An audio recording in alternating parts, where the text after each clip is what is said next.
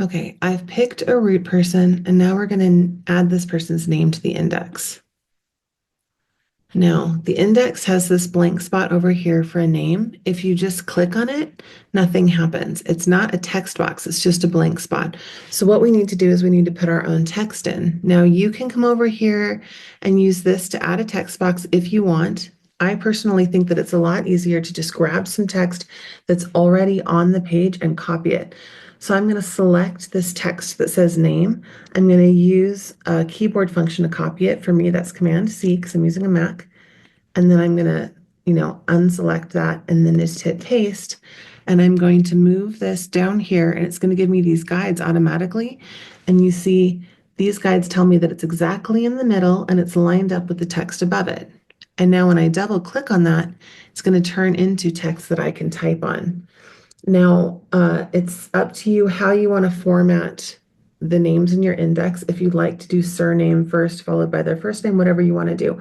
I just write their name out first, middle, last. So I'm going to be choosing James Kennedy Gordon. That's my root person.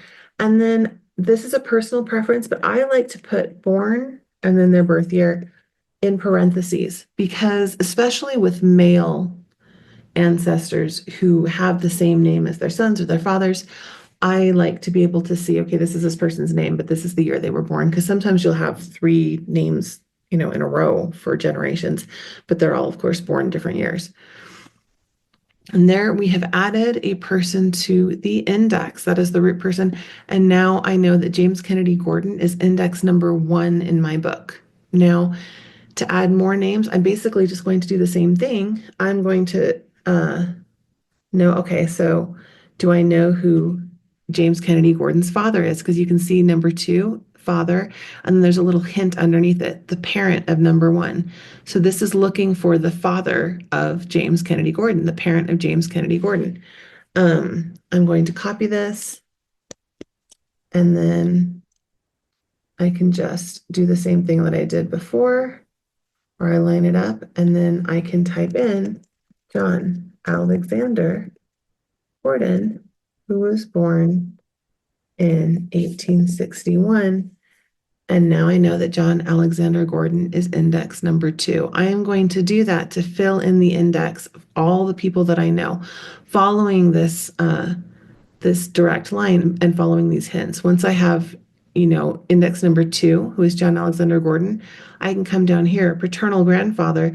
The paternal grandfather is the relationship to the root person. This person is James Kennedy Gordon's paternal grandfather. But the hint tells me this person is the parent of number 2. So I can say, okay, well, wait, who's number 2? Oh, that's John Alexander Gordon. And that means that his father is going to go here and his mother is going to go here. And so those are the paternal grandparents of James Kennedy Gordon, but they are the parents of number 2, who is John Alexander.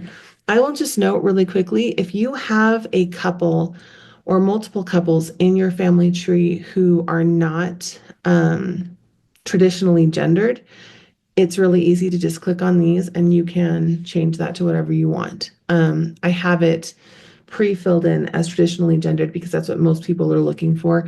But if you needed to edit any of that, go ahead. I will just warn you, don't get too creative with editing these hints because this is supposed to follow this direct line. And if you change this, to parent of number somebody else, then the rest of the index is going to be thrown off. Just a little hint.